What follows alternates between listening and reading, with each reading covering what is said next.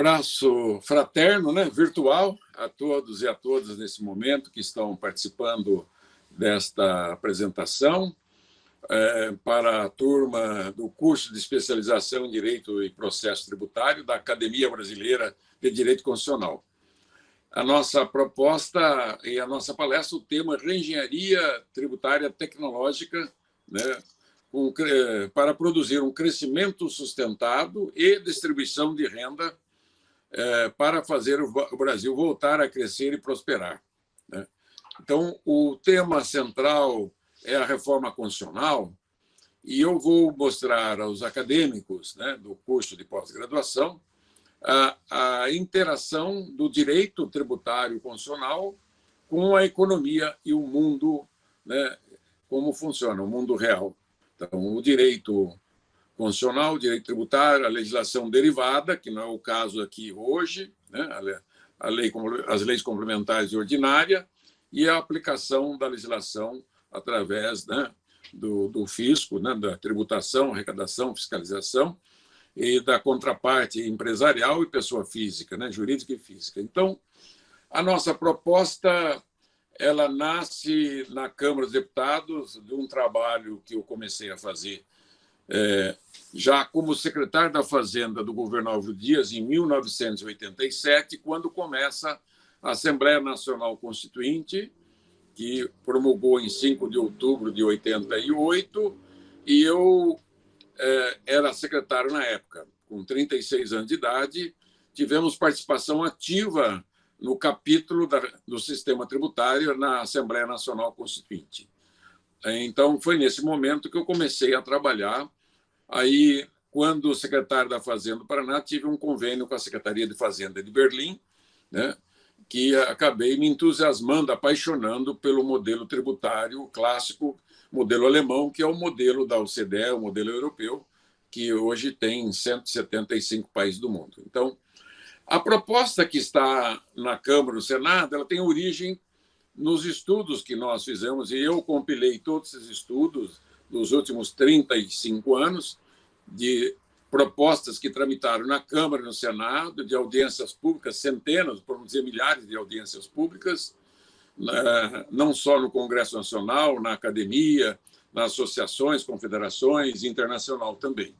Então, a PEC 110, 2019, que se encontra no Senado, ela tem origem na Câmara, numa comissão especial criada em 2015, em que eu tive a honra de ser relator 2016, final 16, 17 e 18, até janeiro de 19, e deixei essa PEC da Câmara, que é a 293-A 2004, prontinha, aprovada pela comissão especial, mas que no ano de 19, com o começo do novo Congresso, em que eu não fui reeleito, o presidente da Casa argumentou que, como houve uma renovação de mais de 50% da Câmara e do Senado, ele decidiu começar a tramitação do zero, uma nova proposta. Ele foi lá na PEC 293, de 2004, tirou uma costela dela, que é a emenda número 9, e deu para o deputado Baleia Rossi ser o autor dessa nova proposta, que tramita até hoje na Câmara dos Deputados, com a comissão presidida pelo Wildo Rocha, né, e relatada pelo líder Aguinaldo Ribeiro. A minha PEC 110 ela nasce exatamente quando a Câmara dos Deputados, o deputado Rodrigo, toma essa decisão, era ali o mês de maio para abril do ano passado. Eu vou ao Senado conversar com a bancada paranaense, um convite do Álvaro Dias, junto com o senador Orovisto, né, e a sua bancada do Podemos, também Flávio Arnes, o Esperidião Amin, Jorginho Melo, tantos amigos que eu tenho no Senado, que foram deputados comigo por os últimos 28 anos, e fomos ao Davi Alcolumbre, que me convidou para fazer uma palestra para os líderes de todos os partidos, da esquerda, direita e centro, na casa dele. Feita a palestra, no mesmo dia, o próprio presidente do Senado decidiu assumir a PEC 293 no Senado da República. Foi uma cópia na íntegra, coletou 65 apoios de senadores, senadoras, e a proposta começou a tramitar no Senado da República, na CCJ, porque o Senado é diferente da Câmara, a Câmara tem que ter uma comissão especial, né? Depois que ela sai da CCJ da Câmara, vai para a comissão especial, para poder chegar ao plenário, ela tem que estar aprovada. A 45 não está aprovada ainda, e no Senado é direto, CCJ é direto Senado. Então, o senador Roberto Rocha, que é o líder do PSDB no Senado, é o relator, e essa PEC 110/2019 se encontra prontinha para ser votada na CCJ e de lá para o plenário do Senado. Dado o impasse que aconteceu lá no começo, no final do ano passado, entrou em entrosamento o presidente da Câmara e Senado, puxado pelo presidente do Senado, Davi Alcolumbre, que é o autor da nossa PEC, e convidou o Rodrigo Maia e o Paulo Guedes a fazer um entendimento, uma nova comissão especial mista, para poder juntar a PEC 45 e 110, tentar produzir uma PEC 155. Então, para mim foi muito bom, porque a 45 ela está totalmente dentro da nossa, e a nossa tem uma amplitude muito maior que eu vou discorrer agora para vocês. Então, esse é o começo, ok? Que está aqui na primeira parte. Por que fazer a reforma? Porque o Brasil não cresce e não prospera como os demais países emergentes, e a principal causa que eu tenho colocado para a academia, para a imprensa, para o Congresso Nacional, é que o sistema tributário brasileiro é iníquo e injusto. É o mais complexo e inadequado sistema tributário do mundo, chamado por um colega de vocês, um advogado chamado Becker, do Rio Grande do Sul, de manicômio tributário. E eu acrescentei que é um sistema anarco-caótico, um verdadeiro Frankenstein funcional. E isso destruiu as empresas. Ela matou as empresas brasileiras, o poder de concorrência, da livre concorrência, né, a justa concorrência, matou milhões de empregos, tem matado, o poder de compra, o crescimento sustentado e a inclusão social. O Brasil já foi tigre. De 1930 a 1980, o Brasil teve um dos maiores crescimentos econômicos do mundo.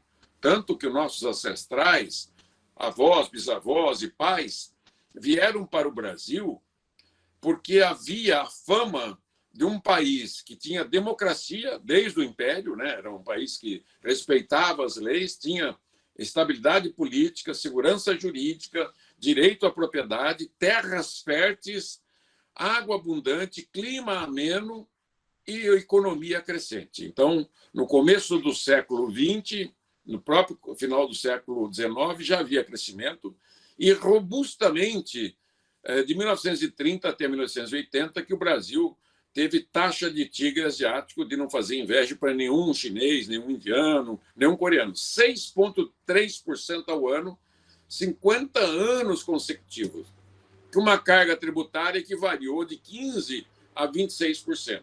Então, era muito eficiente. Infelizmente, em 1981, na crise econômica do governo militar, era o presidente Figueiredo, o presidente da República, e o ministro Delfim Neto, houve uma crise mundial e contaminou o Brasil com uma pneumonia tripla, né? Como hoje estamos passando de novo pelas crises. Então, de 1981 até 2018, o Brasil passou a crescer 2,2% ao ano. E vem declinando, talvez se você medir agora, 19 e 20, de 2% só em média. Então, nós perdemos 4,3% de PIB ao ano, o que significa que nós deixamos de ter um PIB nesses 40 anos de 150%. Poderia ter crescido. Um PIB de 7 trilhões, nós podíamos ter 17 trilhões e meio de PIB, porque deixamos de crescer 6,3% ao ano. E, no agravante, a carga tributária, que eu vou mostrar à frente também, cresceu de 25% para 35%. Foi isso que aconteceu. Então, foram 38 anos, agora 40 de baixo crescimento da média mundial, e ano a ano perdendo. A crise econômica que vocês vão ver aqui, a do Figueiredo, foi de 8,5% negativo em 3 anos. A do Collor, 3 anos também, no 89, 90, 91, de 7,7%. E a crise econômica da Dilma, né, de 2014, 16, de menos 8,2%. Isso que nós vivemos hoje. Só que nós não saímos da crise econômica. Aqui está a comprovação dos estudos do IPEA sobre o crescimento do Brasil aqui com relação aos Estados Unidos. É muito importante para vocês acadêmicos, né? Aqui, os últimos 10 anos, enquanto que os tigres e os emergentes cresceram em 10 anos 93%, o Brasil cresceu só 10%. Olha só, nós levaremos 90 anos... Com licença, professor Raul, não está mudando o slide do senhor, é o Laércio falando? Não está? Não está? Agora mudou. Parece o voo de galinha. Agora mudou. Voo de galinha de asas cortadas. Isso mesmo. Então, nós crescemos 10%, enquanto que os emergentes 93%. Vamos levar 90 anos para crescer, né, o que cresceram os tigres em 10 anos. E nos últimos 5 anos, olha ali, o final dos 10 anos, é desesperador, né? O que nós acabamos fazendo, ok? Bom, o que se deve a isso? O sistema tributário brasileiro vigente, ele nasce em 65, a emenda constitucional 18, implanta em 67. Então, o primeiro grande erro do sistema tributário, enquanto que a Europa decidiu ter um IVA nacional destino, o elaborador, que era Bulhões e Campos, naquela época, decidiram fazer um IVA municipal, um estadual e um federal. Nesse momento, ele dividiu a base de consumo. Como vocês sabem, qualquer sistema tributário no mundo tem 3 bases tributárias universais conhecidas.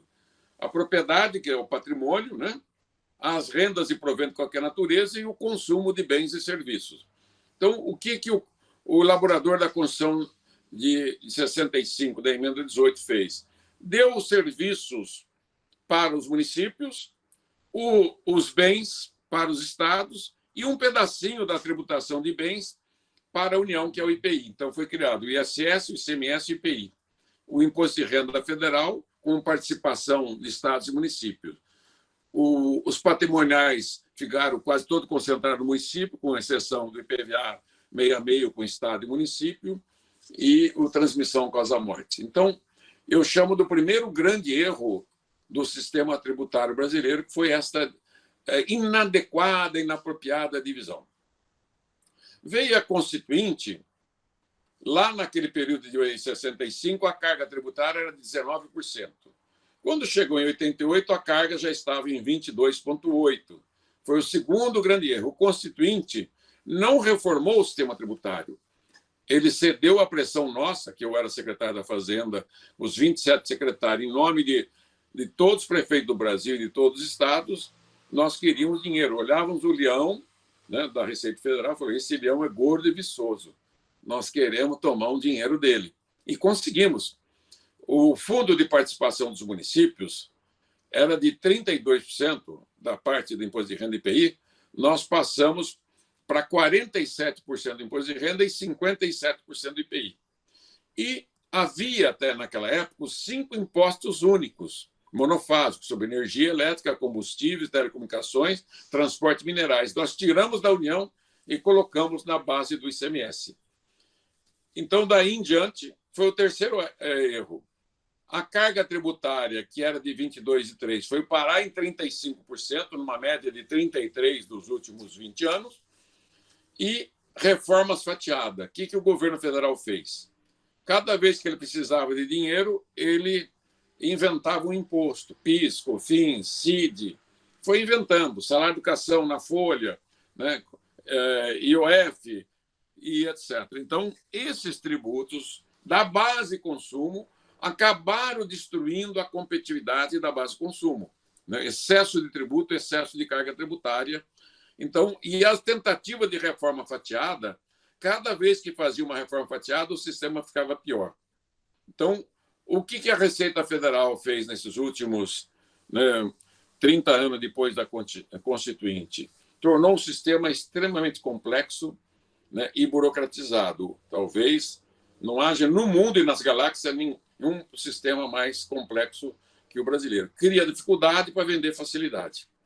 Bom, aí surge a PEC 293, que eu já falei, a PEC 110, né, a comissão mista. Então, esse gráfico eu já comentei lá na frente, então não preciso comentá-lo novamente. Você colocou no começo, né, que eu sou economista, fui secretário da Fazenda 2 vezes. Tive forte atuação na Constituinte, estudei muito o modelo europeu, a consultoria da Câmara Federal, uma das melhores consultorias do Brasil, e a do Senado também, que ajudaram a elaborar os 2 textos. Elas fizeram uma visão mundial de todo o sistema do mundo, com base nas diretrizes da OCDE, e tudo que precisava ter no sistema tributário está na PEC 110. Para que vocês saibam, eu que fui o relator da Lei Candir, a lei do ICMS, a Lei 87/96, também do Super Simples Nacional. Também fui autor e relator da Lei de SA e de Transparência de Contas Públicas. Então, o que eu estou falando é com muita propriedade, muito conhecimento. Hoje eu sou consultor, né, tributário, econômico, financeiro. Estou fazendo no Senado consultoria voluntária. Ok? Esse aqui é um gráfico da Fiesp, que só para comprovar que o problema econômico vai agravando na medida que a carga tributária vai aumentando a complexidade e o PIB vai caindo, como está colocado aqui nesse gráfico. Você vê que a abertura política, o impeachment de Collor e o impeachment da Dilma está 100% amarrado aos problemas econômicos vividos na época. Como dizia o marqueteiro do Clinton e da Hillary, né? Por que estavam ganhando a eleição? A economia é estúpido, né? Quando ele ganhou a eleição do Bush, porque a economia ia mal e os democratas ascenderam ao poder. E assim aconteceu aqui também no Brasil. Essa última mudança política ela tem a ver com a economia estúpido, né? Dizem que é corrupção, mas é a economia, porque ela gera desemprego, baixa o salário, quebra as empresas, quebra a competitividade, tudo isso. Alguns dados, né, importantes do Banco Mundial. O Brasil, em 190 países medidos pelo Banco Mundial, um relatório anual que eles fazem, chamado Doing Business, o Brasil ocupa a desonrosa posição de 184º pior sistema tributário do mundo. Há um dado do IBPT de Curitiba, que fez um levantamento de 1988 até agora, foram emanadas, emitidas 6 milhões de normas tributárias da União, Estados e Municípios. Né? Não é o caos. Né? E eu denominei os últimos anos de crescimento de rabo de cavalo, que é o que nós vamos ver de novo esse ano. A economia só decresce, o rabo de cavalo só cresce para baixo. Né? Bom, o perfil do atual sistema tributário, que tornou complexo, é assim, a base consumo, ela tem, né, todos os tributos que eu já falei. É a terceira e a quarta, segunda, terceira e quarta armadilha que estão aqui neste quadro.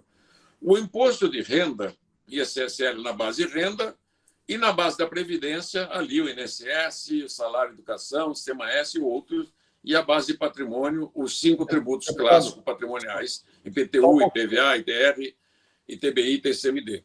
Deputado? Oi?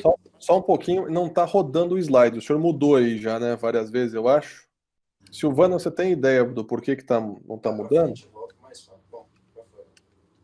Vai e vai. Pegou esse? Não, ele está no voo de galinha ainda, desde aquela hora. Ô, louco. O senhor já mudou vários? É? Eu estou Oi, no perfil professor. do atual sistema tributário. Pode ser por causa do navegador. O que ajuda também é o professor tirar esse modo de tela cheia. Perfeito. Aí ele vai funcionar um pouquinho melhor. Vamos ver. E aí? Ah, sim, agora melhorou. Agora dá para ver, agora está aparecendo. Uhum. Perfeito. Vamos tentar assim. Então, acho que era uma perfeita. A nossa. Tenta passar assim agora, professor, para ver se vai melhorar. Ficou bom? Isso aumenta, Isso. ficou bom. Então, voltando, né? Vamos começar. Opa. Que agora ela não vai mais ponto a ponto. As bases tributárias, consumo, renda, previdência e propriedade, que estão ali, né?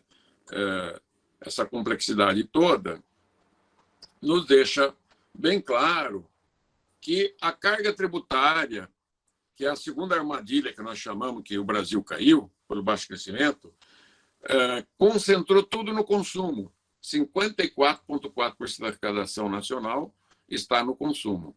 20,8% na renda e 20,3% na previdência, 4,4% na propriedade. Qual é o ideal que poderia, se você perguntar, o ideal que teria para conseguir, depois da reforma, 33% de consumo, 33% de renda e a diferença, uns 6% de propriedade e uns 18% na previdência. E o ideal é esse aqui, que nós queremos da base de consumo. Um IBS só, olha lá a diferença, está vendo agora, né? E limpar essa base de consumo por inteiro, com um imposto só na base de consumo, um imposto de renda só, eliminando a CSL, e o INSS sozinho também, empregado e empregador, com carga tributária menor, para tirar a tributação bruta que tem sobre o empregador, que é 20%. O ideal é ter 10% e 10%. E o patrimônio, fazer arranjos tributários para que melhore a sua eficiência, a sua eficácia tributária. Então, essa aqui essa é a minha PEC, a 110. Essa é a PEC 45. Ele não mexe no restante da base consumo. Ele mantém o PASEP, a CID, o EF, o salário de educação. Isso é muito grave. É como você pegar um obeso que tem, né, muitos tumores, principalmente 8 tumores dentro da base do consumo, e deixar 5 tumores.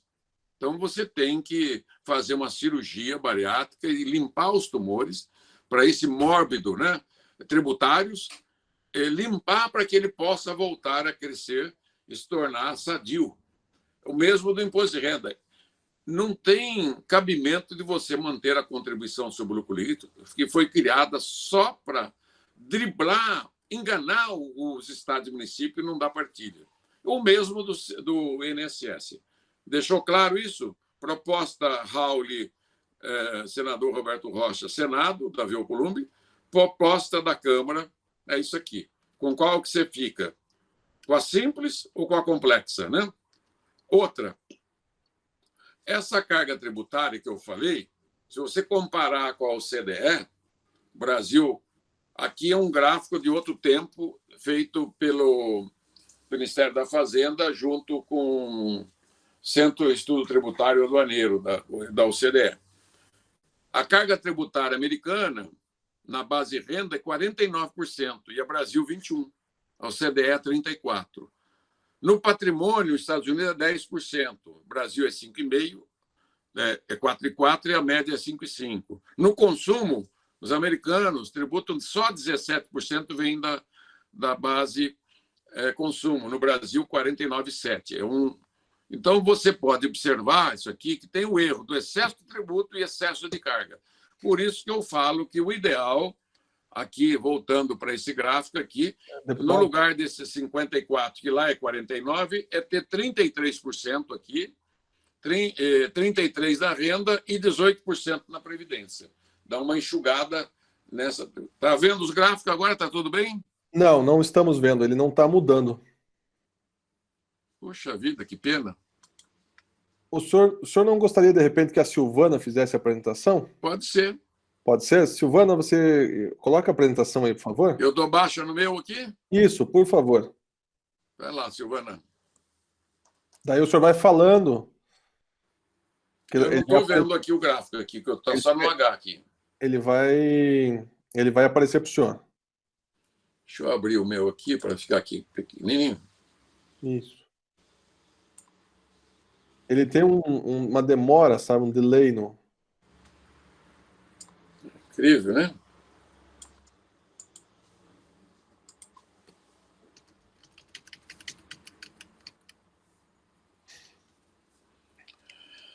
Então, nós já estamos lá Qual o número dele? No gráfico da renda, esse. Agora para o próximo, ok? Bom, Tá. Essa é a quarta armadilha. Essa elevada carga tributária do consumo descarrega tudo nos preços relativos à economia. Então, aí o IPEA, né, fez esse estudo, quem ganha mais, paga menos, quem ganha menos, paga mais. Está ali. A família que ganha até 2 salários mínimos tem 53,9% de carga tributária, direta e indireta. E quem ganha acima de 30 salários, 30 mil reais, 29%. É inadmissível, injusto, desumano essa carga tributária. Então, esse modelo nosso vai reduzir essa carga tributária de 53,9% para 1/3 do que ela é hoje, e vamos carregar a carga tributária nas famílias mais ricas, naquelas que ganham mais. A próxima slide. Esse modelo gerou privilégios, né? E uma série de situações caóticas do manicômio tributário e do Frankenstein funcional. A primeira delas é a busca de facilidade no governo federal, estadual e municipal. Aí surge, com muita força no Brasil, os incentivos fiscais, são as renúncias fiscais. Estudos que eu faço há muitos anos, chega a 7% do PIB, 500 bilhões de reais por ano de renúncia fiscal. Você poderia diminuir a parte do gráfico pequeno, né, Silvana? Isso. E aí ele fica melhor ali, como estava o meu. Segundo, a Procuradoria da Fazenda Nacional, nos levantamentos que ela faz, ela constata que o Brasil, a informalidade chega a quase 25% do PIB. Isso gera uma sonegação de 7% do PIB, impostos, mais ou menos, na época, 460 bilhões, hoje está um pouco mais de 500 bilhões. Esse mesmo modelo gera dívida ativa, porque eu declaro que vou pagar e não pago, né? Então, é porque ele é declaratório, você vai lá, confessa a dívida, faz parcelamento, tem o Refis 1, o 2, o 10, o 20, o Refis 100. Então, tem 3 trilhões de dívida ativa. Eu estou falando tudo, União, Estados e municípios. E o contencioso, só federal é 3 trilhões. Você tem mais 2 trilhões de contencioso, Estados e municípios. A corrupção, sabe Deus quanto pode calcular isso, e a burocracia, né? Tem custo. O Banco Mundial calculou em 1% do PIB essa burocracia, que entra no preço, né? E aí surge o manicômio tributário. O sistema é anarco-caótico. Quem pode mais chora menos. Como que é isso? Eu que posso mais, vou no governador, peço um incentivo fiscal. O ICM-18 eu vou pagar 10, né? Vou pagar 12, e 6% eu recebo como incentivo fiscal, e é uma renúncia para a arrecadação. Imagine isso no país inteiro, quanto custa, né? De desintermediação, concorrência predatória, etc. Vamos lá.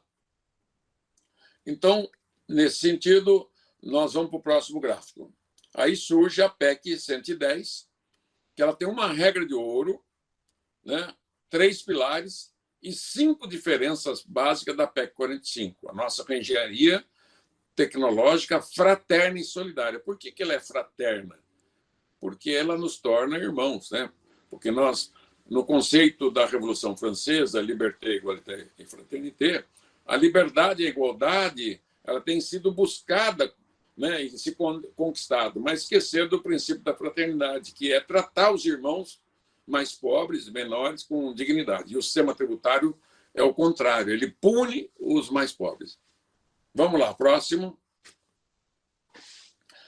Bom, primeira regra de ouro, que os governadores, prefeitos e a União, eles têm assim, um pavor, uma paura de perder receita. Então, a PEC mantém a arrecadação deles garantidas por 5 anos, com base na arrecadação dos últimos 3 anos. Então, isso é uma regra de ouro.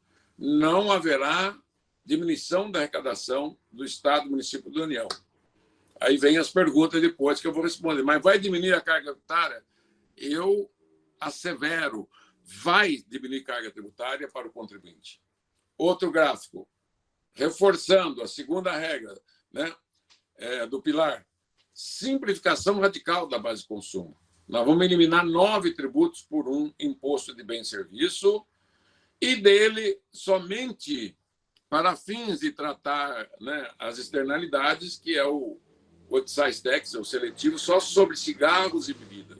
Nada mais. Não tem mais seletivo grande, nada. a nossa PEC evoluiu para isto.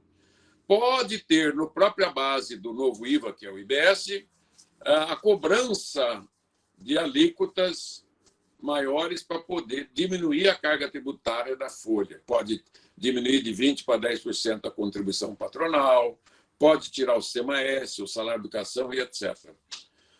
E também teremos alíquotas flex e crédito financeiro, não mais crédito escritural, né?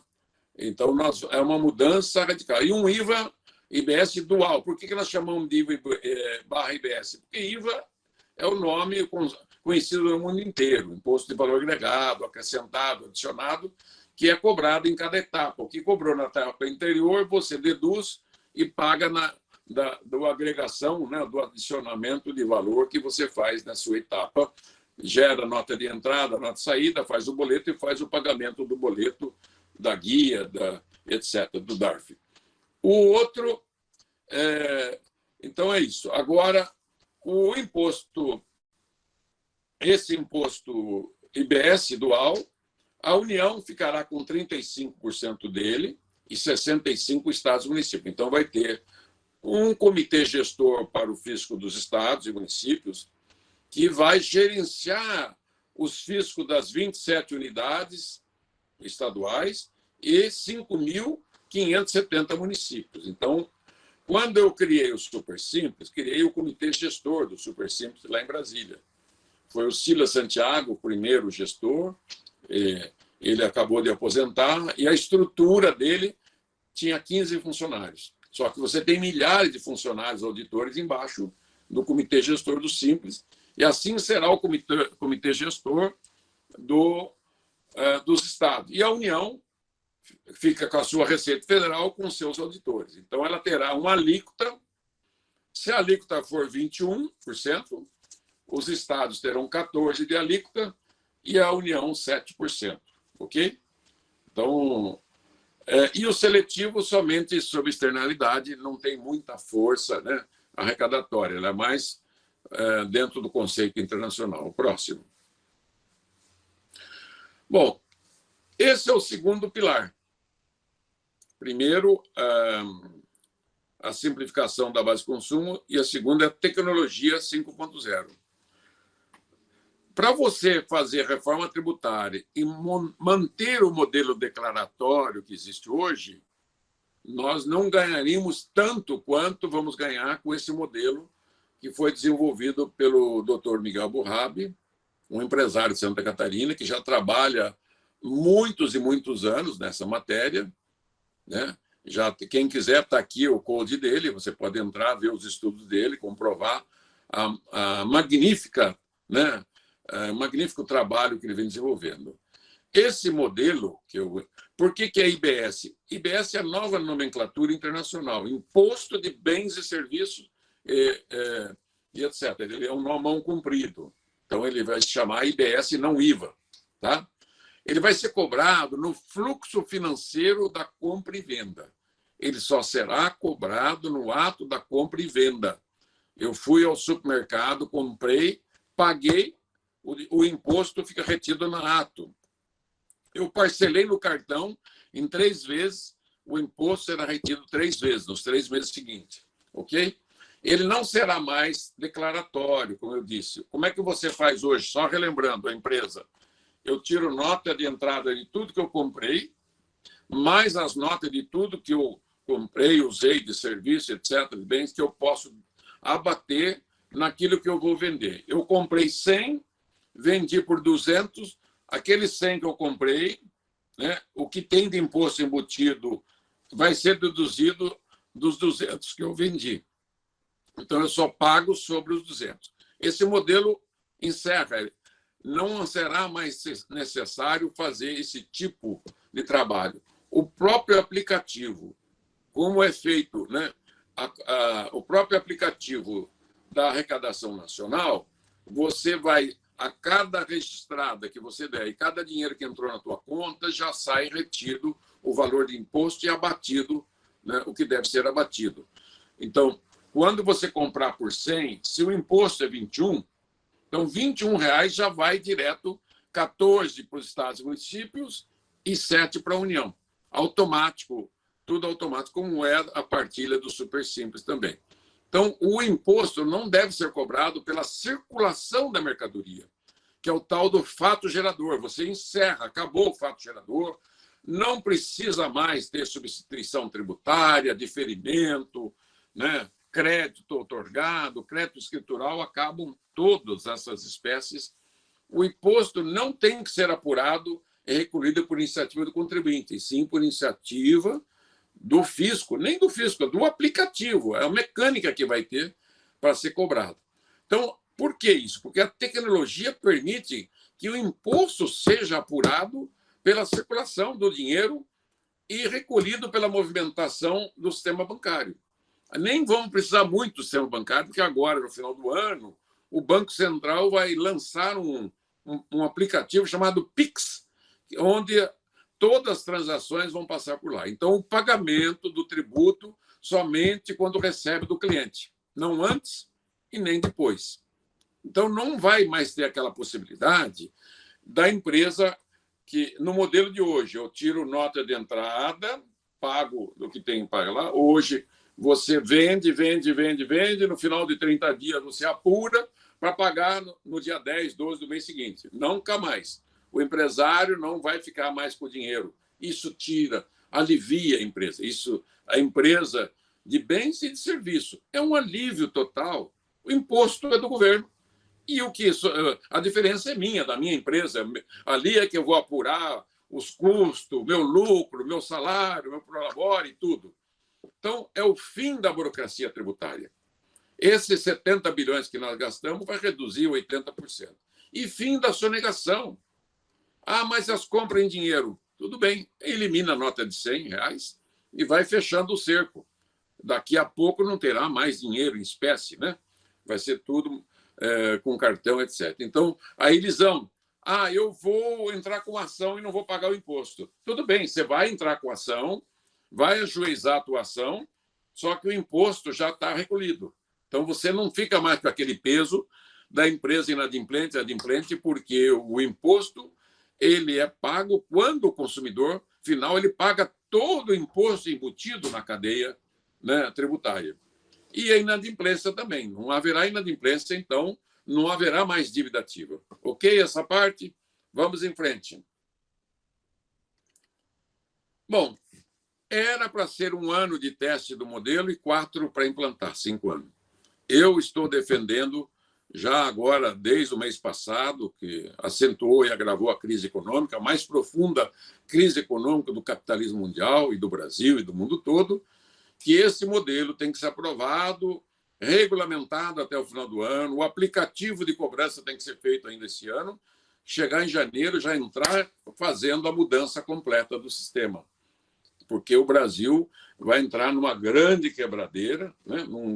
num rolo sem fim. O governo já tomou muitas medidas boas, né? Para a pessoa física, já pagou mais de 50 milhões de pessoas, os R$600, né? Está indo fazer o segundo pagamento e está começando a entrar dinheiro para as empresas, financiamento, refinanciamento. Isso vamos ter que lidar com muito tempo com essas medidas, né, de neutralizar os impactos econômicos, financeiros e sociais. Só que, se não fizer a reforma tributária e um ajuste profundo no gasto público, de nada adiantará fazer todo esse esforço de 1 trilhão e pouco que o governo está fazendo para, né, contemporizar e enfrentar a crise do coronavírus. Então, esta parte, eu acho que nós temos que trocar no máximo por 6 meses de implantação, ok? A transição origem-destino para estados e municípios continua, deve continuar, ela é saudável. É dentro daquele princípio mundial que o imposto, quando você exporta ou importa imposto, você não exporta imposto e você não importa imposto. É um conceito internacional. Imposto de quem que é o imposto recolhido? É do cidadão que consome. Mesmo se a cadeia produtiva dele é curta ou longa, é de quem consumiu o bem e serviço, no consumidor final. Então, o imposto é do cidadão, da sua cidade onde ele mora, do estado onde ele mora e do país onde ele mora. Então, isso nós vamos levar 15 anos. 5 anos você fixo, não mexemos nesses conceitos. Do 6º ano ao 15º, gradativamente, a gente vai mudando o conceito da origem para o destino. Pode ir em frente. Ah, não, volta. Segura, volta. Também teremos a alíquota flex, né? Diferenças de alíquota para bens e para serviços, né? Já discutimos muito com o setor de serviço. 0 de imposto nos bens do ativo fixo, vai ser devolução imediata de 100% do imposto. Isenção total na exportação, devolução total na exportação, que hoje tem complicações terríveis. Uma solução para a Zona Franca de Manaus tributária, que nós temos que dar uma solução, porque eles têm uma garantia constitucional e pode ser um grande empecilho na aprovação da PEC, principalmente no Senado da República. A micro e pequena empresa terá tratamento diferenciado, né? Será mantido o tratamento diferenciado, a cobrança será no destino e a alíquota por fora. Nunca mais teremos alíquota por dentro, como é hoje. O 18% do ICMS não é 18%, é 23% hoje. Vocês sabem disso. Não temos tempo para contar isso. Vamos em frente. A outra PEC previa, a nossa previa 5 anos, a deles 10 anos, 2 e 8, a nossa é 1 e 4. A deles, a nossa previa 5 e 10, 15, a deles é 20 e 30, 50 anos de transição. A deles só tem alíquota única. Ele diz que a alíquota que ele precisa é 25%, e a nossa diz que não. Você pode ter alíquota de 18, de 22, de 25, de 27, 4, 5 alíquotas. E ele diz assim, a PEC 45, olha, a alíquota é 25, mas cada estado, cada município do Brasil e a própria União pode aumentar as suas alíquotas se assim o quiser por lei municipal. Quer dizer, você está acabando com o ISS e o ICMS, aí você volta a dar poder de legislar. Falar, a alíquota é 25 a dele, mas pode pôr mais 5, mais 6. Não, a nossa não permite isso. Ok? Vamos lá. E o terceiro pilar da nossa proposta é a fraternidade e solidariedade, né?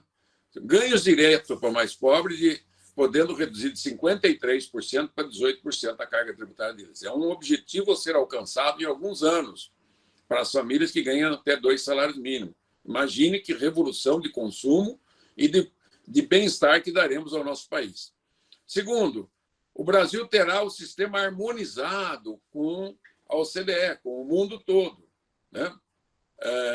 A nossa sistema tributário, para você entrar na OCDE, precisa harmonizar. O nosso sistema ficará harmonizado com o sistema europeu. Também vamos harmonizar com o mundo todo que a tributação de comida e remédio, média internacional, é 7%. No Brasil é 33%, 34%. Então, uma das alíquotas móveis que teremos será uma mais baixa para esses 2 itens. Também para saneamento, gás, transporte público, terá uma alíquota bastante reduzida para exatamente começar a fazer o princípio da diminuição da regressividade e aumentando a progressividade. Você tira e realoca, né? Ou joga para o imposto de renda. E saúde e educação também terão um tratamento diferenciado privilegiado, assim como a microempresa. Por quê? Porque a saúde e a educação é um dever do Estado no mundo inteiro que não é cumprido no Brasil. Quando uma escola privada e um plano de saúde, uma saúde privada é feita, ela está resolvendo um problema do Estado, que deveria dar educação e saúde para todos. Então, o mínimo que o governo tem que fazer é não tributar muito esse setor, para não impactar, porque cada vez que você aumenta a carga tributária em cima da saúde, dos planos de saúde, você está aumentando o número de pacientes no SUS. Hoje nós temos 165 milhões de pessoas no SUS e 45 milhões com o plano de saúde. Se não houvesse tanta burocracia e tanto problema e a economia estivesse crescendo, nós poderíamos ter 110 milhões no SUS e 100 milhões privado, e o Brasil teria o melhor sistema de saúde do mundo. Infelizmente, é isso. Nós vamos também implantar, na segunda forma, a Nota Fiscal Brasil, Nota Eletrônica Brasil. Todo cidadão que hoje está recebendo o auxílio tem que ter CPF. Toda nota fiscal vai ter CPF e CNPJ. e vai dar direito a crédito. Se a carga fiscal daquele cidadão que no mês ele consumiu X e a carga tributária naquela faixa de renda dele estiver muito elevada, ele recebe de volta em dinheiro, como é hoje a nota Paraná, a nota Paulista, a nota legal, etc. Não permitir aumento de carga tributária geral, nem no consumo. Então, artigos específicos estão colocados no texto. O próprio senador Roberto Rocha, nós colocamos lá no Senado. Pode ir em frente. O que os governadores desejavam está aí na nossa PEC, ok? Está tudo contemplado, fundos, etc. Pode ir em frente. O que os municípios também desejavam está na nossa PEC. Então, eu chamo a PEC também dos estados e municípios. Nós vamos mudar os 50% do IPVA, que hoje é do estado para o município, 100% do ITCMD, que é do estado para o município, e mais outros ganhos, que vai equivaler a 40% de ganho do atual fundo de participação do município, equivalente a 35 bilhões por ano. Vamos eliminar 1% do PASEP, ele vai ficar dentro do IVA. Vamos dobrar o fundo de exportação, vai chegar a 10 bilhões por ano, para os estados exportadores líquidos, com base no saldo positivo de exportação. O Fundo de Desenvolvimento Econômico Regional, que os governadores querem em contrapartida, vai ser um fundo de 3% do IBS de 30 bilhões de reais. O Fundo de Equalização é o modelo canadense, que há muitos anos eu quero esse modelo, né, e vai ser implantado para as arrecadações per capita abaixo da média. Isso que se chama equalizar, no princípio federalista, que todo cidadão tem que ser tratado com dignidade com base na arrecadação dos impostos. Vamos manter os atuais fundos e o comitê gestor, que vão ser o fortalecimento dos estados e dos municípios. Pode ir em frente. A outra PEC não tem nada disso. A PEC 45, essa é a quinta grande diferença que nós temos. Na renda, nós vamos eliminar a CSL, fixação de imposto de renda, o comando constitucional para fortalecer o imposto de renda, né, para regulamentar a progressividade, para diminuir a carga tributária na base de consumo, diminuir a regressividade. Então, vai ser obrigado a diminuir a carga tributária hoje de 54% em cima da base de consumo, para chegar aos patamares internacionais de 33%, 34%. Então, só permitir aumento do imposto de renda, desde que seja diminuído na mesma proporção o imposto da base de consumo. Está lá também, né? Está escrito. Ok? Outro. Essa é uma diferença, a quarta diferença e a quinta. Então, o CECIP, o Baleia Rossi, do 45, não mexe com o imposto de renda, e o ganho dos estados e municípios. Quarta e quinta diferença. Pode ir em frente. Está acabando. Bom, o que ganha em tudo isto? Redução da renúncia fiscal, né? Já de cara, 60% da renúncia fiscal desaparece. Mas como desaparece? Desaparece dos preços. Mas como? É aí que diminui a carga tributária. Se eu não tenho mais guerra fiscal entre estado e entre município, no ICMS, ISS, os incentivos que tem no PIS, no COFINS, né? Isso desaparece do IPI. Quer dizer que eu não preciso de tantas alíquotas que posso diminuir esta carga tributária em 500 bilhões, acabando com a guerra fiscal, com a renúncia fiscal, com o incentivo fiscal. Está claro isso? Diminuição da sonegação fiscal, pelo menos metade. Aí sim, se a gente conseguir diminuir de 25% do PIB para 12,5% a sonegação, você pode aumentar a arrecadação, né, em 460 bilhões por ano. Né? Dívida ativa, 100% eliminada, porque o modelo não é mais declaratório, você vai pagar o imposto, fica retido no ato. Diminuição do contencioso, eu acredito que ele possa vir a diminuir 70% e 80%, porque é o fisco. Grande parte desse contencioso é o fisco que vai lá e autua. Toda hora a empresa a troca de nada. Né? Às vezes, até com transitado e julgado, continua autuando. Então, isso vai diminuir, vai ficar a boa demanda, a boa e velha demanda que tem no mundo inteiro. E a diminuição radical do custo da burocracia em até 80%. Dá para economizar 40, 45 bilhões de reais com isso. Então, resumindo, dá para dar um ganho de até 7% do PIB que vai desaparecer do preço. Desaparecer do preço. Isso aí. Outros ganhos econômicos. Livre concorrência com tratamento isonômico entre as empresas, com transparência total, isonomia, redução dos encargos sobre a folha, aumentando a empregabilidade, o emprego, melhorando o salário, crescimento sustentado de pelo menos o dobro da média mundial, que é 3%, e nessa crise vai todo mundo para o espaço. O Brasil, que tinha previsão de crescer 2, 2,5%, já tinha caído para 1%, agora vai para 4%, 5% negativo. Se tiver o sistema tributário, o ano que vem nós estamos crescendo 2, 3%. Se Deus quiser, até 4, 5. Retomada da geração de emprego, dos milhões de desempregados que já tínhamos, os 12, 13 milhões, nós devemos chegar ao final da crise com 20 milhões de desempregados. Já tivemos a experiência do Super Simples, que conseguimos ter 12 milhões de empregos em 12 anos, novos empregos. E melhora no ambiente de negócio. Pode ir em frente. Aí, garantir o social, minha gente, é gerar empregos. Esses empregos vêm da produção, que gera riqueza, riqueza que gera tributo e ainda mais social. Eu volto a dizer, reforma já ou manter o caos na economia. É isso que eu tinha a dizer a vocês. Gastamos aí um pouquinho menos de 1 hora. Estou aberto às perguntas e aquilo que eu puder responder será um prazer muito grande. Eu acredito que esta crise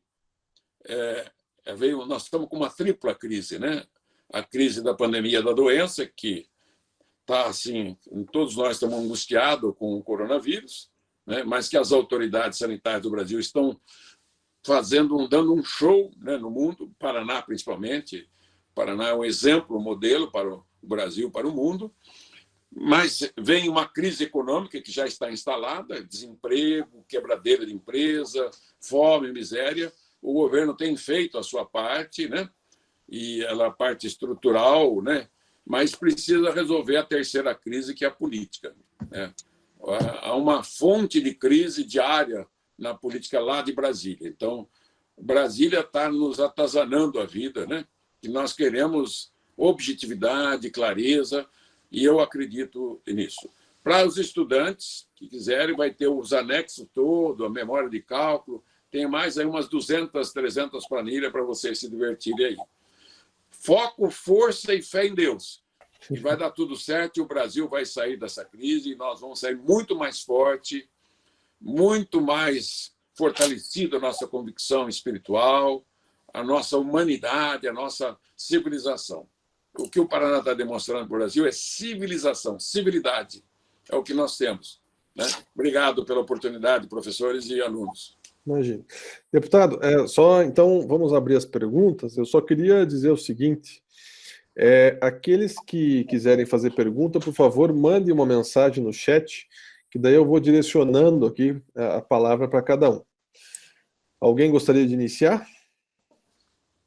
Bom, se ninguém vai iniciar, eu gostaria de fazer algumas perguntas aqui.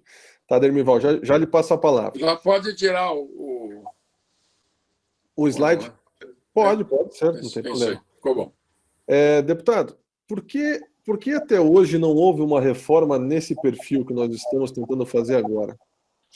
Qual o motivo? É político? Foi político? Foi econômico? Qual o motivo? O Brasil é um país muito difícil, muito complexo. Aliás, é o segundo país mais complexo das Américas, só não é tão complexo quanto os Estados Unidos.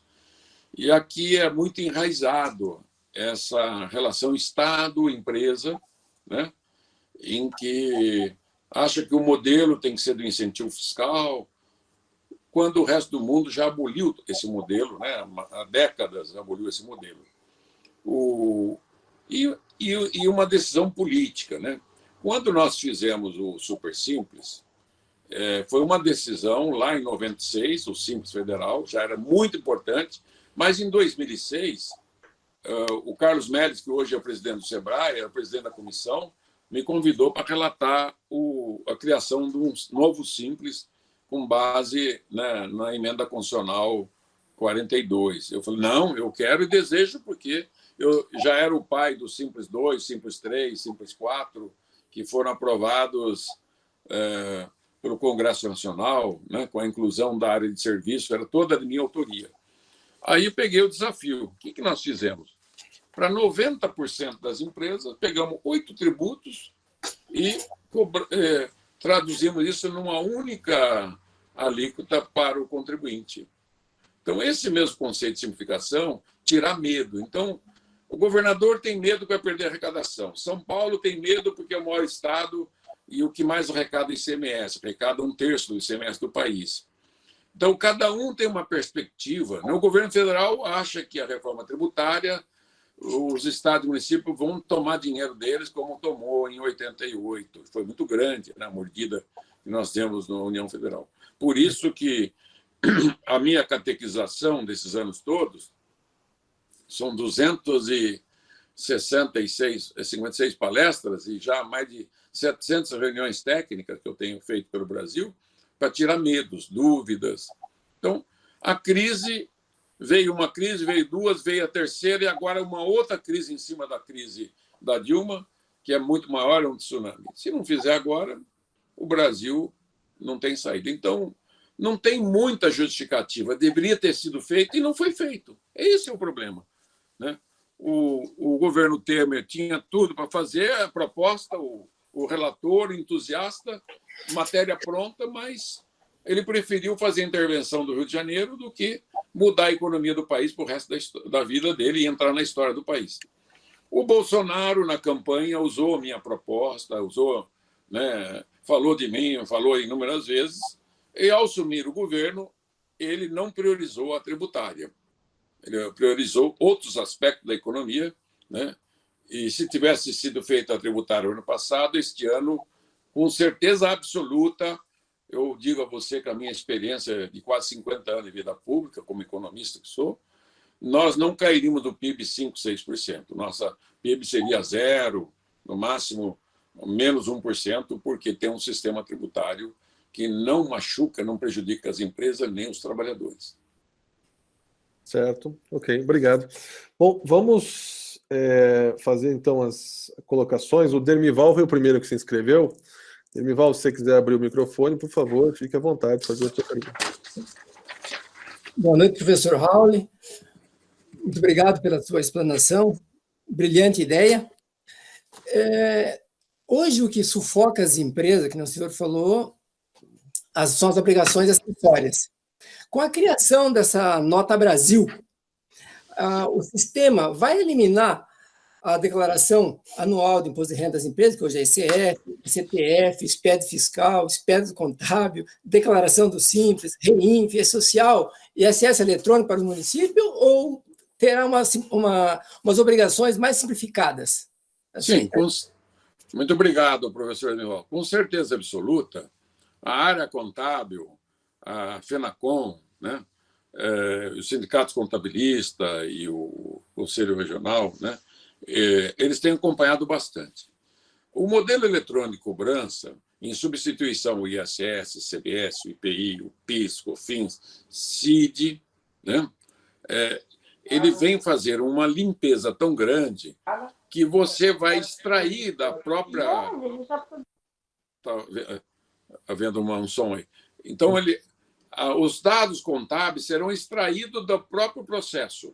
Então, não haverá necessidade de você fazer obrigações acessórias na quantidade que tem hoje. Eu estive numa grande empresa em São Paulo há uns 3 anos. Aí começou a conversar, no almoço fiz uma mini palestra, eles tinham 1.000 obrigações acessórias, a empresa, uma grande empresa, na área do ramo do agro, né, de indústria agroalimentar, né? Então, eu vejo assim, no imposto de renda, continua o ato declaratório até que a Receita Federal faça as suas mudanças. Eu não tenho proposta a não ser a eliminação da CSL, que é uma grande conquista e uma burocracia a menos, né? O que existe no mundo é imposto de renda, pessoa física e jurídica. Quer cobrar alíquotas gradativas, você cobra, não, né? Aí é pela lei que comanda, é como a lei complementar que vai regulamentar o novo IBS. Então, as obrigações serão assim, naquele capítulo da desburocratização, o Hélio Beltrão vai ressuscitar vendo esse modelo implantado, né? Vai ser extremamente tecnológico, simples, dados contábeis, porque uma nota fiscal eletrônica, ela contém todos os elementos que você precisa. É só você acrescentar os campos ali, né, tudo automatizado, você vai extrair qualquer necessidade, né, de relatos. Como você não vai ter nota física de entrada e saída, vai ser toda eletrônica, você já limpa todo esse processo de burocratização que tem aí, apuração, formação de guia. Aí chega o fisco lá, cadê as notas, cadê o livro, cadê isso, aquilo, acaba tudo. O livro vai ser a tua conta bancária, né? Teu extrato que você vai ter na empresa e vai fazer a conciliação, né? Não precisa, vai ser fiscalizado à distância, não precisa do presencial. Acho que respondi a sua pergunta, Ademir. Muito boa, obrigado, viu? Perfeito. Deputado, temos outro aqui, agora é o Wesley. Olá, boa noite. Boa noite, parabéns pelo evento aí, parabéns, deputado. Cumprimentar aqui o doutor Laércio também, que é um grande tributarista. É uma satisfação revê-lo, viu, deputado? É o Wesley aqui de Brasília. Prazer é meu, querido. Que alegria te ver aqui também. Vim aqui prestigiar e, como sempre, a gente aprende sempre um pouco mais com o senhor, viu? A minha pergunta, assim, sendo objetivo e cumprimentando a sua apresentação, é que se há a probabilidade de sair alguma discussão agora em junho, quando se retoma o prazo de suspensão que teve para aquela comissão mista, né, da reforma tributária, assim, na sua perspectiva, o senhor acha que, meio a essa pandemia, a gente consegue retomar esse debate? E se esse debate, nesse momento, ele seria o mais adequado, né? Eu acredito que, como entusiasta, junto ao senhor, seria sempre a melhor forma de a gente, de repente, na segunda onda, de retomar a economia, inclusive desburocratizando essas questões da reforma. E aí fica meu questionamento nesse sentido de pedir ao senhor aí a sua sensibilidade pela vasta experiência que o senhor tem de Congresso Nacional e que muito contribui, e gostaria, inclusive, de parabenizar pelo entusiasmo de tratar o assunto, que muitas vezes nós lá na subcomissão, poxa, agora não vai mais andar, desanimamos, e aí quando nós vemos a sua empolgação, eu retomo a empolgação, aí essa energia que o senhor passa é muito importante, viu, deputado? Bacana. Obrigado, Wesley, você dedicar seu tempo aí de Brasília a essa conversa bacana que nós estamos tendo aqui. Olha, eu conversei com o senador Roberto Rocha, tenho conversado bastante. Qual que é o primeiro compromisso nosso hoje? Cuidar da saúde, não é isso? E sobreviver, né? Para ter o que comer e cuidar da nossa saúde. O senador está cuidando da saúde, teve um irmão que pegou Covid, teve lá problema com o filho, então daqui a pouco ele já está com a cabeça boa de novo, já começa aí em junho, como você falou. Ele falou, Raul, eu não vejo a hora de recomeçar virtualmente. Eu falei, você vai fazendo aí teus debates. O Baleia Rossi, o Aguinaldo, o pessoal do CECIF tem feito inúmeras palestras, né? Também. E eu também. Toda semana, 4, 5, 6, 8, tenho feito. Eu tenho meus clientes também. Amanhã tenho uma live grande com todas as entidades de auditores do Brasil, as 8 maiores entidades. Vamos ter uma live grande. Nós vamos ter uma conversa comprida sobre todo o sistema, as consequências, etc. Então, o fogo é nosso, Wesley. Nós é que temos que tocar a gasolina nesse processo e conscientizando cada vez mais. A palavra do Rodrigo Maia é boa, é favorável, do Davi Alcolumbre é boa, é favorável, do Roberto Rocha é boa, é favorável, e a imprensa está ciente. Eu mesmo aqui hoje mandei para todos a minha lista de jornalistas que eu tenho aqui, né, que estaria fazendo essa palestra, são mais de 200 que eu tenho aqui na minha lista, então eles estão acompanhando. E tudo que eu tenho de novidade, eu mando para todos. Vocês mesmo aí estão recebendo, né? A cada passo que é dado, porque nós, como diz a meninada, vamos para o aquece, né? Nós temos que ficar no aquecendo até chegar a hora certa, como o atleta que se prepara para a Olimpíada, né? E é isso que nós estamos fazendo. Eu acho que é muito importante a OAB de Brasília, né, que é da capital da República, você que é, né, da OAB Brasília, e a OAB Nacional, né, os profissionais do direito, né, principalmente da área do direito tributário, está bem consciente dessas grandes mudanças, e eu acho que a indústria, o comércio, o serviço, a agricultura, os trabalhadores, os auditores, os profissionais liberais, né, o governo federal, estados e municípios, nessa conscientização que a reforma tributária é um verdadeiro pacto nacional que nós estamos fazendo. Vamos lá. Perfeito. Obrigado, Wesley, pela pergunta. Só fazer uma menção especial, estamos aqui na sala agora com o professor José Gilberto, que é nosso professor também de ICMS. Uma menção a ele, vocês vão ter aula com ele ainda. A próxima pergunta é o Moisés. Opa, desculpa, o José Carlos. José Carlos tem uma pergunta. José Carlos de MT. José Carlos? Boa noite, deputado. Boa noite. A minha pergunta, ela está descrita aí, mas como foi colocado aí uma perspectiva de dívida ativa zero, né? A ideia do dívida ativa zero é que o pagamento da tributação e da mercadoria, da transação, acontece simultaneamente. O que estou entendendo aí é um regime de caixa. No entanto, a gente sabe também que há uma certa inadimplência também nas operações mercantis. Se há uma inadimplência nas operações mercantis, como é que acontece com o tributo nesse momento? O que acontece? Isso vai para uma dívida ativa ou essa tributação só acontece se houver o pagamento? Só acontece, muito boa a sua pergunta, porque ela é sempre uma dúvida, uma questão importante, né? Ela está um pouco conjugada com as outras questões. Quer dizer, a primeira, o dinheiro do imposto só entra na hora que entrar o pagamento da venda, né? Da compra e venda. Então, não é em outro momento. Então, mesmo que eu venda parcelado, se houver inadimplência, fica a pagar, né? Quer dizer, mas quando chegar no consumidor final, esse que é o problema. Que não vai ter escapatória. Você deixou de... vamos pegar uma cadeia de 3 lances, né? A indústria, o atacadista e o varejista e o consumidor final. Então, o atacadista comprou da indústria e não pagou. Ok? Comprou e não pagou, 100. Aí ele vendeu para o varejista e recebeu, né, os 200 dele. O varejista vendeu por 300. Mesmo que um elo da cadeia ou 2 não tenha sido pago, na hora que o varejista agregou teu valor e essa mercadoria de 100 virou 300, se o imposto for de 20, os 60 vai ser retido no ato. Como não haverá crédito financeiro, na última etapa do varejista, que é ele que paga, vai ver. Então, você vai ficar só com a dívida entre os 2 CNPJs. Porque o CPF é que vai fazer a compra lá no final, né?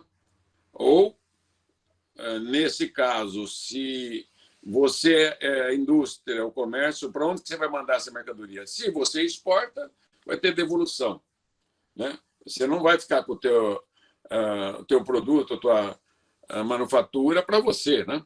Então, você vai ter que vender para um varejista ou diretamente para quem te comprar de você. Mas na hora que você fizer essa operação, havendo uma transação financeira, o dinheiro será retido. Sendo em dinheiro, que aí eu amarro a outra questão, pode haver uma sonegação do pagamento do imposto, sim. Para isso, nós teremos milhares de auditores em todo o Brasil, que além de esses milhares de auditores, além de limpar essa sujeirada que vai ficar toda aí desse contencioso, de tudo que tem, que eu sempre brinco com eles, 15 anos é pouco para limpar tudo que tem dos 5 trilhões de contencioso, de toda encrenca, de toda espécie que tem dentro dos fiscos municipais, estaduais e federais. Então, você vai ter um batalhão de milhares de auditores para controlar isso. Nós estamos sugerindo, né, eliminar a moeda de R$100, etc, etc. Então, eu vejo, assim, nessa modelo, 200% mais segurança de receber do que no modelo atual, né? já é um ganho extraordinário. Obrigado, tua pergunta foi muito boa. Perfeito. Acho que agora sim o Moisés. Boa tarde. Boa tarde, professor.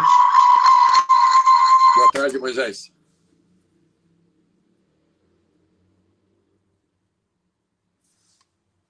Sem som. Sem som. Moisés? Isso.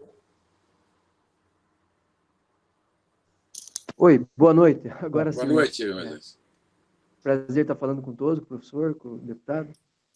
A questão do ICMS, atualmente, alguns estados até usam essa guerra fiscal para uma busca de desenvolvimento, concedendo alguns benefícios e tal para algumas empresas para que venham trazer emprego em alguns estados. Com esse imposto sendo uniformizado em todo o território, no caso, pelo imposto único, né? Em que se consistiria esse atrativo para os estados para poder favorecer algumas empresas a se instalar e trazer empregos, de repente um desenvolvimento regional? Teria alguma coisa nesse sentido a própria reforma ou sairia do âmbito tributário? Não será mais no âmbito tributário, que nenhum país do mundo faz mais, não usa mais os incentivos fiscais, né? Isso acabou. Ele é orçamentário. Mas, neste caso, né, que é uma transição, um dos itens que os governadores pediram ao senador Alberto Rocha e ao presidente do Senado, Davi Alcolumbre, está pedindo ao governo, naquela carta famosa dos governadores, dos secretários de Fazenda, é um fundo de desenvolvimento regional. Será de 3% do imposto IBS. Vai dar aí 33 bilhões, mais ou menos, de reais. Então, é isso que vai ter. Eles vão ter um valor, né, para compensar. Né? Não é nem compensar, porque o que você pode dar de melhor para uma empresa é segurança jurídica, isonomia, né? Um livre mercado, concorrência isonômica, tratamento isonômico. Isso é um elixir sem fim, é uma fonte de vida para as empresas brasileiras. Então, o que nós temos que dar como exemplo da micro e pequena empresa, nós daremos para todas. Nós não vamos dar na venda da microempresa, nós vamos dar na hora da compra. Isso o CNDL Nacional, Confederação Nacional de Diretor Logista, Sebrae Nacional, nós estamos estudando e trabalhando juntos uma fórmula, digamos que na hora que eu compro, se eu sou varejista, eu comprei meu estoque por R$100 mil, vou pagar o imposto de 20, é ali que eu dou um ganho para essa microempresa, né, para a fase seguinte, e aí ele vende o imposto normal cheio, entendeu? Então, nós temos buscando alternativas para manter assim, né, o desenvolvimento. É indiscutível, Moisés, que a trava hoje do não crescimento brasileiro é essa zorra total do sistema tributário, o manicômio tributário, né, jurídico e o Frankenstein funcional, que mata a empresa, mata a concorrência, mata o emprego, mata o salário e o poder de compra.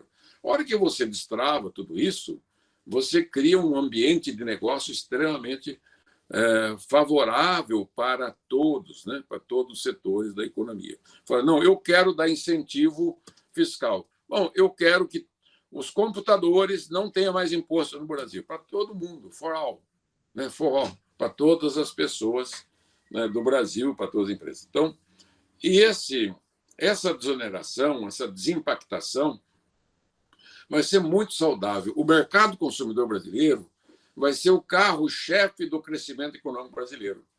Por quê?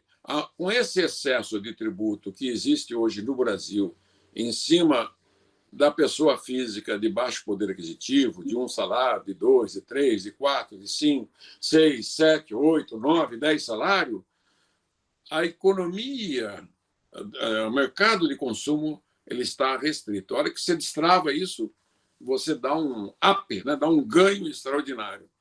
Então, não tenha preocupação nenhuma com essa questão de atração. A empresa vai onde tem logística, mão de obra, qualificação da mão de obra e mercado consumidor. Ok. E matéria-prima, né? Próxima. Perfeito. Gostaria de fazer uma menção especial também à professora Nayara, que está acompanhando com a gente aqui, também é professora do curso. Obrigado, professora, pela sua presença.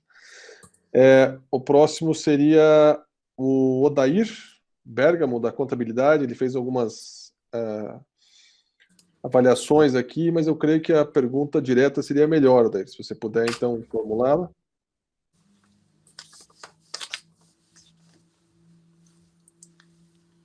Odair, da Contabilidade. Bom, eu não sei se ele está ouvindo. Ele saiu. Saiu da reunião. Exatamente. Laércio, gostaria de fazer a última ponderação, então? Gostaria. Primeiramente, obrigado pela palestra, professor Raul, foi excelente. Também agradecer aos professores Gilberto e Nayara por estar aqui conosco. Mas, para mim, ficou muito... Na verdade, é uma ponderação, não uma pergunta. Ficou muito claro, professor, que a partir desse novo sistema, nós vamos primeiro acabar nosso maior medo que está por vir, né? Que é hoje são os serviços com as novas tecnologias, seja impressora 3D, nós não sabemos se é produto, se é serviço que você está comprando, com isso vai acabar. E realmente, uma ponderação que eu sempre trago aos alunos, que é em relação ao direito ao crédito tributário. Porque muitas vezes a empresa não consegue demonstrar que ela tem o direito ao crédito por falta de documentos de terceiros, ou depende de terceiros. E um grande exemplo que eu trago era uma exportação que foi feita, foi uma venda para uma exportação, professor Raul. A empresa não conseguiu demonstrar se houve a saída ou não houve daquela mercadoria. Poderia fazer jus ao crédito tributário ou não, né? Mas aparentemente faria até jus, mas não consegue demonstrar justamente por essa complexidade, esse arcabouço jurídico que nós temos no Brasil e a exigência que fazemos e temos a dificuldade de conversar com o fisco em relação a isso, a demonstrar esse direito. Seria basicamente isso, parabenizá-lo e muito obrigado, Luciano. Obrigado, professor Laércio, obrigado das suas palavras. Exatamente, é a complexidade, né? É o manicômio tributário que leva a esse caos, né? É o crédito presumido, o crédito ficto, o crédito outorgado, todas as espécies que serão eliminadas, né? Quando você chegar numa exportação, a conta bancária, né, das empresas, elas vão estar ligadas à mercadoria, o bem e serviço que está sendo exportado. Então, vai ser muito mais fácil, em 2, 3 dias, você fazer a devolução do tributo, né, do imposto pago na exportação. O mesmo da máquina de equipamento, hoje, que está embutido em um monte de impostos que você não consegue receber, etc. Olha, o modelo de cobrança eletrônico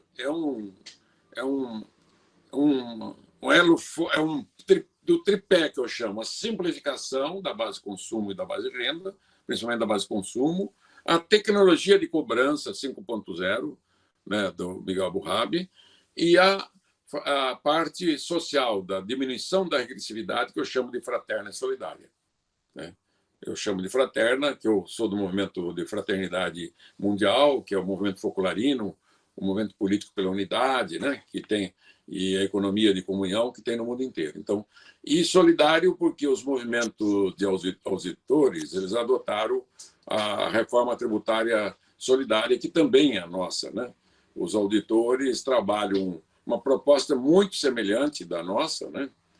Muito irmãs, quase, né? Quase gêmeas, né?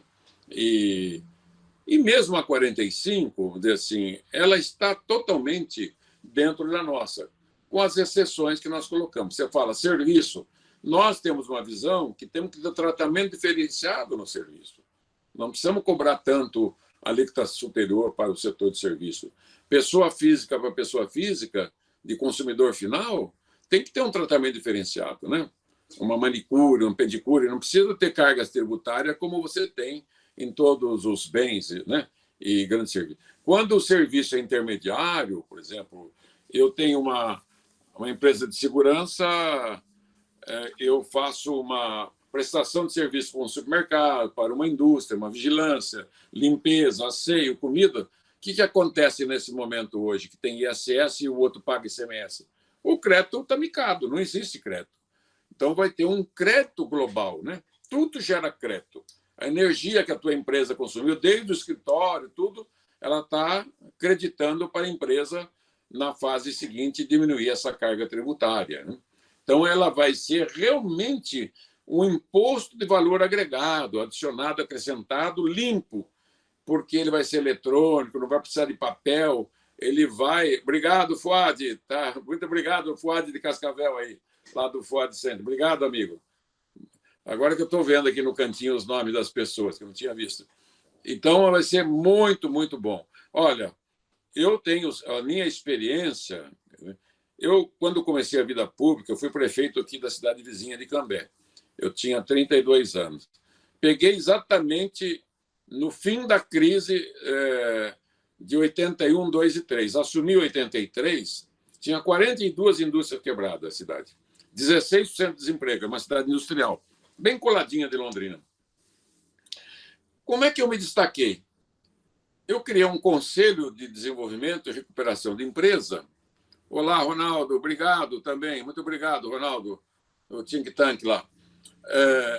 E começamos a recuperar as empresas. A gente começou a analisar, ali que eu já era economista, já político já há poucos anos, mas tanto que ao final de... quando em 1986 o Álvaro Dias ganhou o governo, meu 4º ano de prefeitura, eu, em janeiro, fevereiro de 87, eu fui ser secretário da Fazenda do Álvaro com 36 anos de idade, sempre focando no desenvolvimento. Lá eu criei o programa industrial para o Álvaro, dei ao Álvaro o maior índice de investimento da história do Paraná, foi 22,2. Voltei depois no governo, muitos 20 anos depois, no governo... Dair, obrigado, Dair Bergman, obrigado.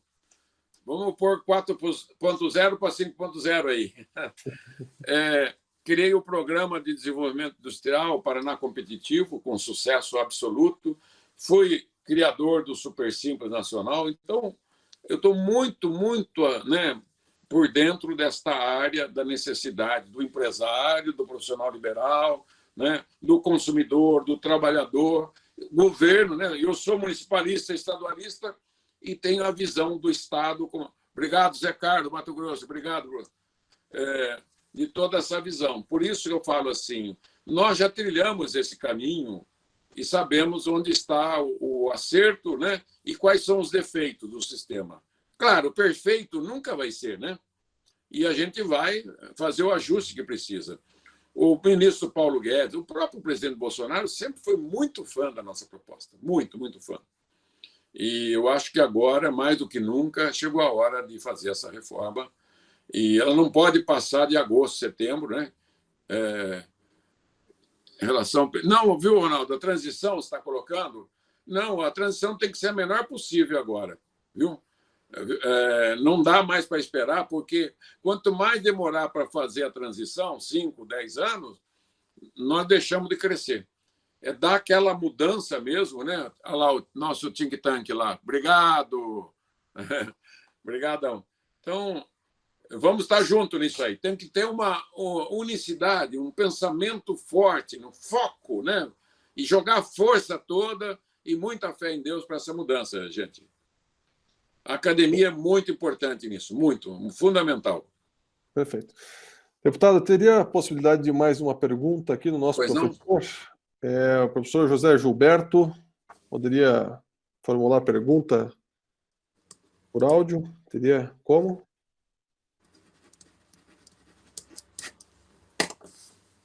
Ele pôs... Bom, eu não sei se ele está podendo não, mas, enfim, ele pôs aqui se houver...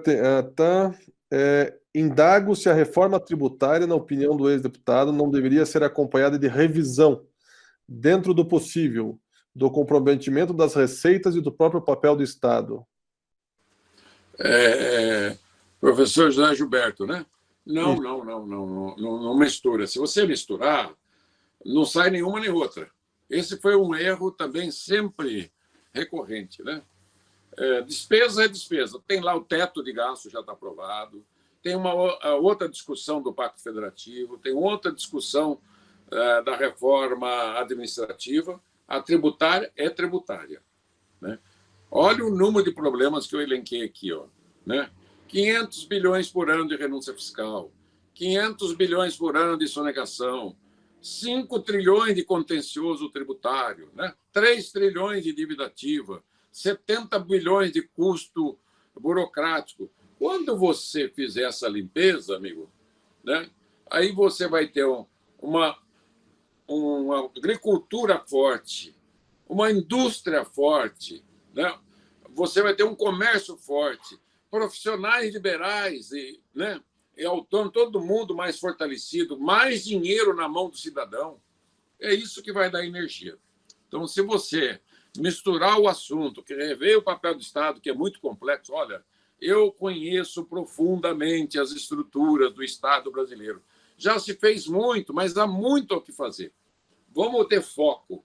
O sistema tributário constitucional, uma boa lei complementar, né, para regulamentar o IBS, né, o IVA federal e estadual, simples, funcional, tecnológica, dinâmica. Depois, continua a luta pelo enxugamento do Estado, né, e tudo mais. Então, eu tenho muita convicção de que tudo isso será possível fazer. Vamos focar no que nós estamos fazendo. É muito importante a sua pergunta, porque sempre há uma questão, uma preocupação. E o Estado, e a despesa, né? Não dá, você vê.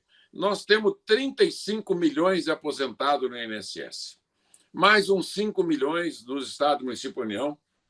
Você tem 5 milhões de benefícios de prestação continuada, 50 milhões de crianças na escola pública, 165 milhões de pessoas que são atendidas pelo SUS, quase 1 milhão de policiais militares, civis, exército, marinha, aeronáutica. Então, a chegar num ponto que você começar a rediscutir essa despesa é muito difícil, né? Para juntar, estou falando, ela é importante separada, mas junto você potencializa a dificuldade. E nós estamos bem próximo, professor, bem próximo de conseguir a reforma tributária. Deus vai abençoar o Brasil. Em agosto já está tudo terminado a pandemia, reunião presencial da comissão, Roberto Rocha, Aguinaldo Ribeiro, os 25 senadores, 25 deputados, vão votar a melhor reforma tributária do mundo. Vai colocar o Brasil de 184 lugar entre os 10 melhores no ranking. Esse vai ser o nosso 7-1. Esse, sem dúvida, será o nosso 7-1. Obrigado, Ronaldo. Foco, força e fé. Moisés, obrigado. Perfeito. Bom, deputado, o senhor gostaria de falar mais alguma coisa? Tudo que eu queria dizer, já disse, agradecido e presente aí com vocês, né? A gente está sempre nessa dinâmica da reforma. Vamos em frente, vamos manter o foco. Obrigado aí, espero que teus alunos e todos tenham tido bom proveito. É uma pequena colaboração que eu dou a vocês da experiência que eu tenho. Um abraço fraterno. Deputado, falou, Roberto, um abraço. Gostaria de agradecer mais uma vez imensamente pela sua presença. Gostaria de ressaltar a multidiversa aí, qualidade de informações, porque muitas vezes nós que estudamos direito, nós ficamos centrados no estudo de algumas coisas específicas. E a sua palestra, ela trouxe informações de todos os lados, né? Informações dos comerciantes, informações... Parabéns, Dayana. Ao direito, informações relacionadas ao fisco, ou seja, informações relacionadas ao Estado em si, a arrecadação, receita. Então, eu posso dizer que foi excelente, agradeço muito, foi muito gratificante tê-lo aqui e espero contar com o senhor para outras vezes também, para as próximas vezes. Se Deus quiser. Tá ótimo. Obrigado, deputado. Fica com Deus. E vamos esperar. Deus abençoe todos vocês, Laura e todos aí. Obrigadão. Abraço. Um abraço. Gente, muito obrigado a todos, agradeço a participação e sejam muito bem-vindos à BD Const. Laércio, gostaria de falar alguma coisa? Gostaria de agradecer novamente ao deputado e também a todos que participaram por colaborarem com as perguntas e com a atenção. Realmente aqui é um ambiente profícuo para podermos debatermos, para que possamos debater as novas propostas e aprimoramento do direito tributário. Muito obrigado, Luciano.